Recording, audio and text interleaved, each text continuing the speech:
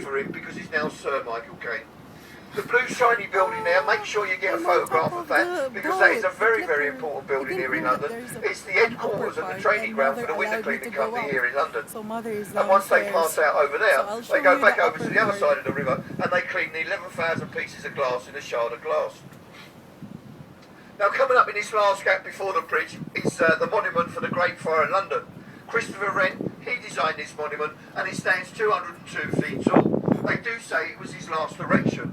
It's got over 200 steps up to the viewing gallery and will only cost you £1 to go up there. But if you was to lay this monument down in the easterly direction, this is where the Great Fire in London started, in Pudding Lane, in a baker's by a candle. The bridge we're just going under now is London Bridge, and this is the most historic bridge that we will go under today.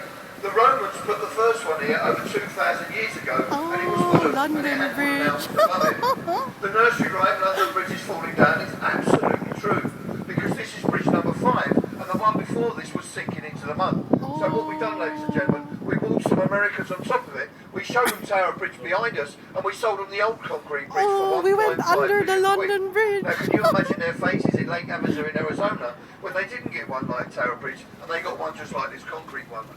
Then on the first gap on the left-hand side is Southwark Cathedral, and in 1607, John Harvard was baptised here, and he later went on to America to open Harvard University. Has anybody seen the Pirates of the Caribbean? Yes, yes. Yeah, well have a look at that pirate ship over there then, ladies and gentlemen. It's got nothing to do with the Pirates of the Caribbean whatsoever.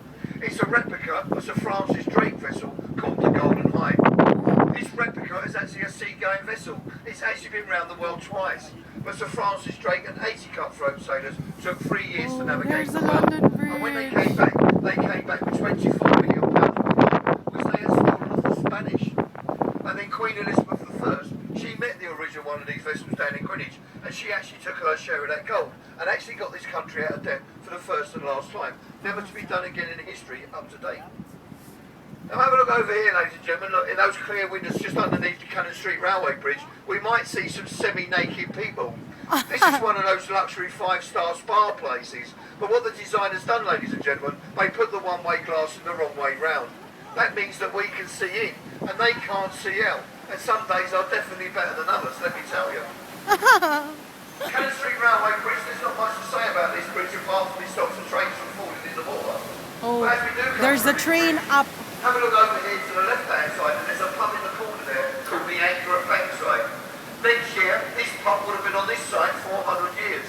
This is where William Shakespeare used to use the rooms upstairs as his changing rooms. Samuel Pepys has mentioned this pub in his diary when he was writing about the Great Fire in London in 1666.